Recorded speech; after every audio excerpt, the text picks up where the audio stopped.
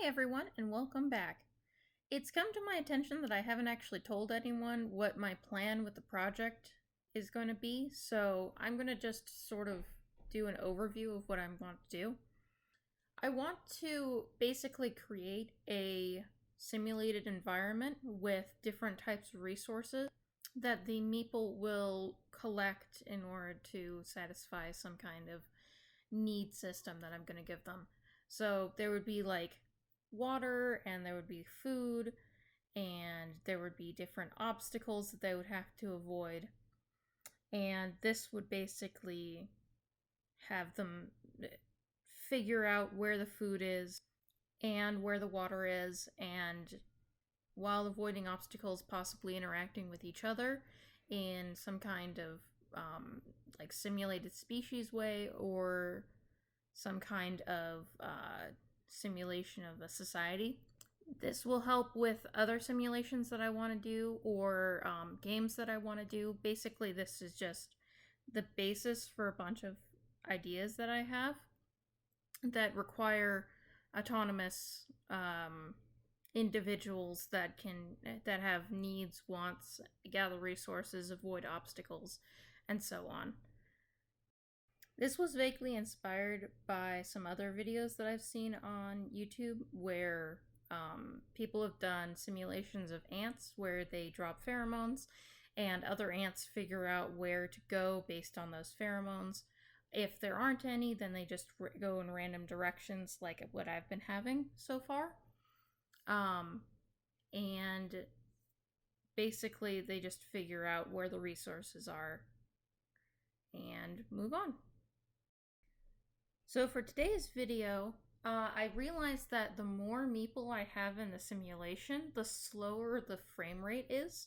This is because of a couple of things. I'm not actually simultaneously drawing everything, so it has to loop through every single Meeple in order to do something. So I'm going to try to use threading to draw the Meeple in parallel so that all of the drawing happens at the same time. Hopefully this will speed up the frame rate because it won't have to wait for the previous draw to start the next one. So right here, I'm tying the Meeple's draw function to a thread, and the daemon true just means that when the program ends, the thread will also end.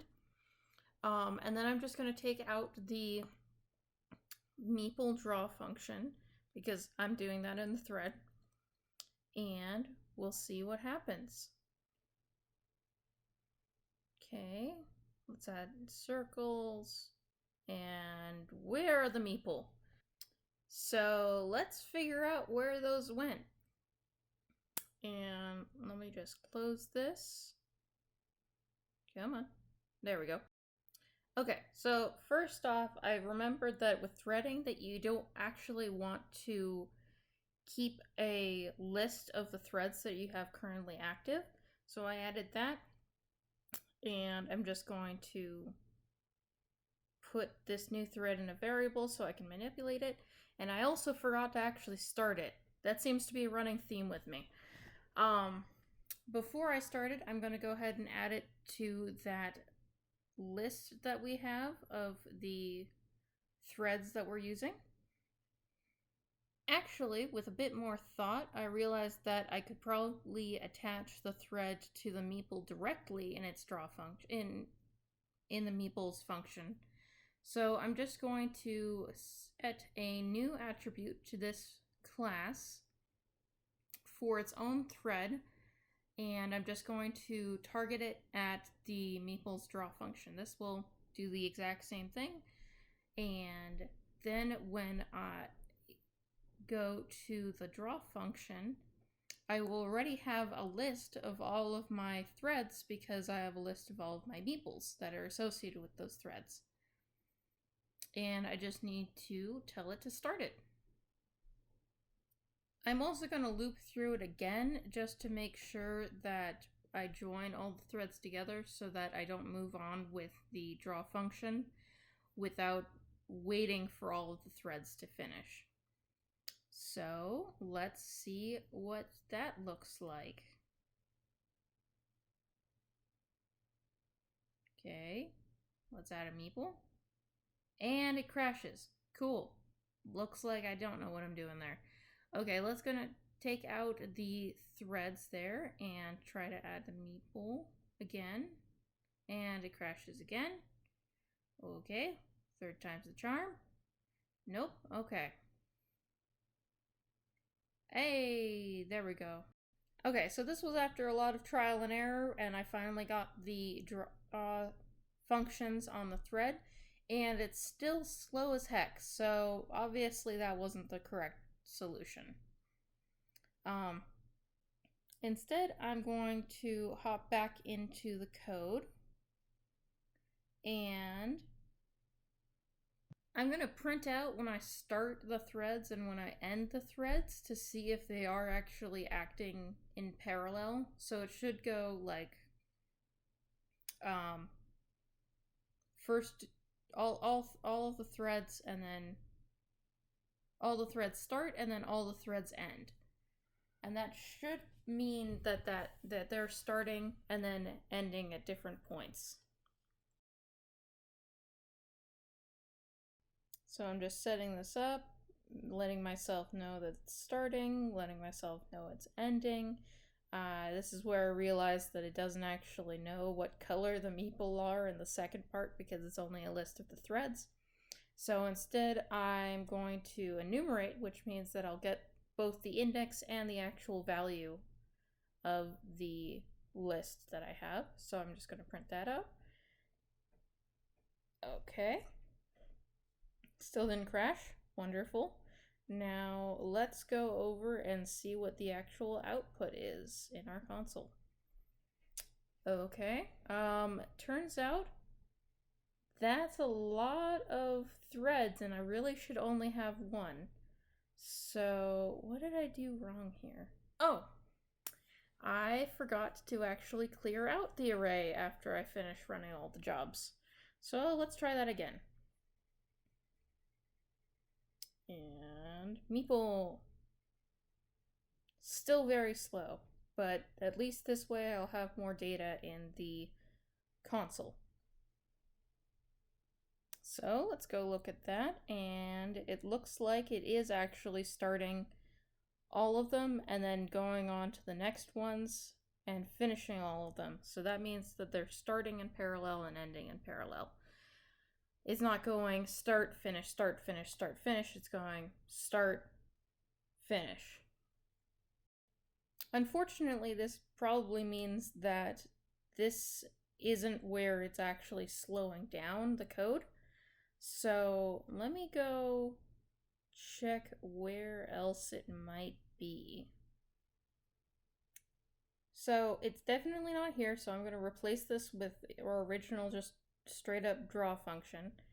And I realized that it's probably the update function. That's the one where we iterate through all of the angles and radii, to see whether or not the Meeple should turn. So I'm going to put the update function into its own threads so that it can update in parallel. And I'm just setting us up the same way I set up the draw one, where I'm setting it to a value, I'm putting that into the array, I'm starting it, and then I'm looping through the array to join them together so that I don't move on without all of them ending. And I'm remembering to actually empty out the array at the end of the loop. And just to make things super clear, I am adding a message to tell me when the threads start. And just to make it easier, I'm enumerating these so that I don't do it by color, I just do it by index. And so that's going to be the start, and I'm going to do the same thing for when I join. This will tell me when they actually finish. And let's see. Okay, looks like it's still slow when I add a bunch of Meeple to it. So that clearly wasn't the solution I was looking for. Back to the code.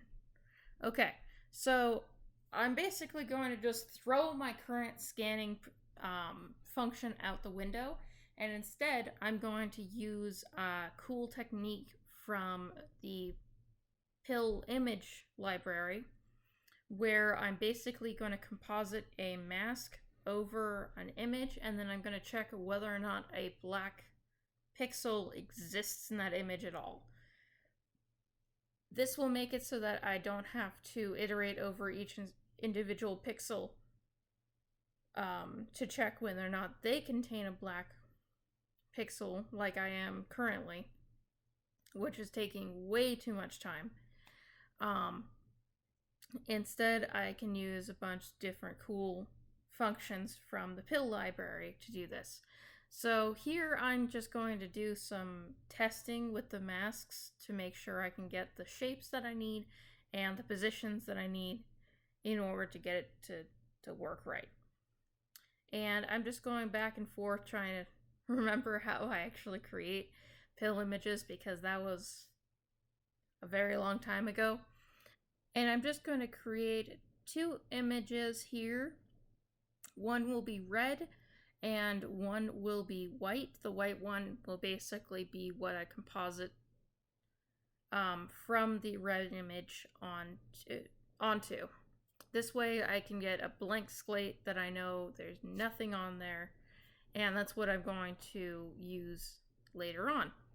And the mask is just a new image with a circle drawn on it, and that circle is white so that I can take out whatever is inside that white circle from the red and place it onto the white. And I've got this composite, and let's see what it looks like because I saved it to my machine. And that's exactly what I expected.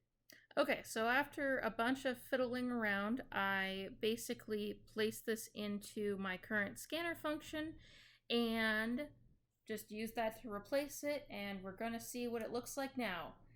And of course, it's actually slower. I'm still trying to figure out a better solution for this because I'm positive that I can't handle this being that slow. So in the meantime, enjoy this slightly faster simulation I have here, and if anyone has any suggestions on how I can speed up the frame rate, do the calculations more efficiently, and so forth, please let me know in the comments below.